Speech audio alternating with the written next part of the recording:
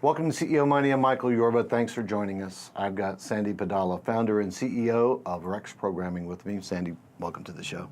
Hi, Michael. Thank you. Thank you for bringing me back to the show. My pleasure. All right. A lot's happened since you were here before. Tell our audience what's gone on and how you're improving children's lives now. So we have talked last in summer, in May or June timeframe. Mm-hmm. Since then, we have done several summer camps, and we have taught more than 500 kids during summer camp. We have done close to 80 camps in summer. And congratulations on that. Thank you. It's no small feat. Yeah, it was a lot of fun and it was a lot of running around, but at the end of the day, many kids like computer science now. Mm-hmm. So I like that. And also we closed a deal with another B2B customer who also wants to do this in Austin. Tell me about it. I want to know. So they have started their company. It's been a little over a year, I think they have started. But they looked at our content and they really like our content. So they are buying our content, and we just closed the deal last week. Congratulations. Thank you. You're welcome. Tell me, what are they going to do with it? Tell our audience how they're going to roll it out and how it's going to change these children's lives. So they're going to use our content to teach kids in their locations, to teach computer skills. They're going to do drones, robotics, creating animations, websites, and build just software, build their dreams. How many children is it going to affect? We want to sell our content to schools, to all the public schools, private schools, charter schools. We have different models, and we have content for all the kids from kindergarten to 8th grade, and even for high school kids if they would like. So we have most of the content is 70% hands-on, and it's going to be weekly one class. All the classes are age appropriate. So what a kindergartner is learning is different from what a 4th grader would learn. Mm. But they're learning this computational thinking. All the kids, they're going to do a little bit of engineering and a lot of coding, and coding increases as the grade level increases. Mm-hmm. And we have the content thoroughly built from robotics, drones, coding, computer professional languages like Python, Java, web development, and also we have all the latest technology topics out there. We teach AI, data analytics, Internet of Things, and we also have this fun class where kids learn to create digital music. So these days everything is digital. Right. So we definitely are in conversations with few local school districts and few private schools right now, and we are also having some conversations with California-based schools.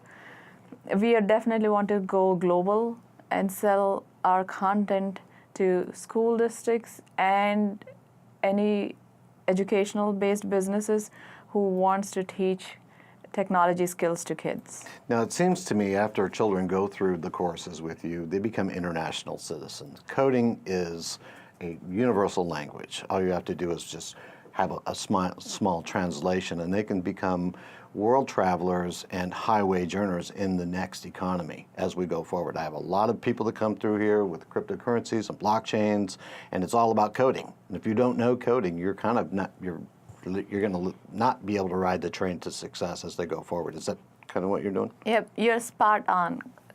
Learning coding is as important as learning to read and write for this generation, and the younger they are, the easier it's going to be for them.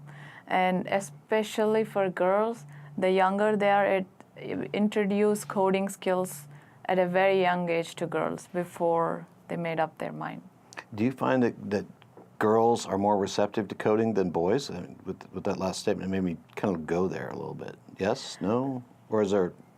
Yeah, it's tricky. So we have plenty of girls in our younger classes, like kindergarten, 1st grade, 2nd grade. But as it goes to middle school and all, we have very few girls. Sometimes We have 0, 1, 2 girls. But the 1 or 2 girls who are there, they're very serious about it, and they love it, they like it, and they do it because they want to do it. But I would say we have to bring the girls, especially the girls, early on, and the boys as well, so that they don't become judgmental about learning technology. So you're bridging that gap and bringing more women into the workforce at a higher level by bringing the younger girls into this through this curriculum. Am I getting that right? Yes, that's correct. Okay. And I would like to say one more thing, whether Sure. your daughter or son, whether they want to become a doctor or an NFL player, regardless of what career they're going to choose, it's very critical that they need to have a fundamental understanding of how computers think. So whether they learn at Rex programming or somewhere else, it's very critical for every kid to have exposure to the computer science at a very early stage. I didn't mean to interrupt you, but let's talk about content licensing. Let's talk about businesses, public schools, and charter schools. How are they all different, and how are they working with you? Or how do you want to work with them? So we have the content written in, it's all hands-on, and we wrote it with a perspective of like age. We took age into factor, and the kids always having fun, and they're learning all aspects of computer science, but with less theory. So the More way I want practical to application, you mean? yeah, they always keep building something. Even if they're an 8th grader, they're coding, but they're seeing the result right away. So it's more, they're seeing the result right away, and if something is wrong, they can fix it. So our content is pretty thoroughly written in that aspect, and it's all in a learning management system, in an online system. So we create every student, we create a login account for a student and a login account for a teacher. So teacher has a little different perspective on, they can also track where the student is, the progress and their grades and all, whereas the student gets to see the content. So it's all in a system, it's all in a learning management system. So we could either, the business, if we're talking about the businesses, if they have their own learning management system, we could just give the content. For schools, we could give the content in the learning management system. So it's a turnkey model. Is there a difference between a charter school and any of the other schools in the way that things progress using Rex? No, there shouldn't be any difference. Okay. You're going to do a raise, right, to expand your business and grow in other areas. Right. I am looking to raise funds for my for Rex programming. This last 3 years, I focused on building the content, and I think we've done my team has done a fabulous job, and we are at the verge of growing, and I can see that, I can feel that, I get calls every day, more leads every day. So we are on the verge of exploding. So I'm looking to raise funds to support the race. What are you going to do with the money? Hiring staff, and there are a few other things I want to build a better learning management system, more AI-based, add more features to the learning management system, more AI-based learning. And I'm also already talking to a few partners that they do that stuff already, so I want to bring that on.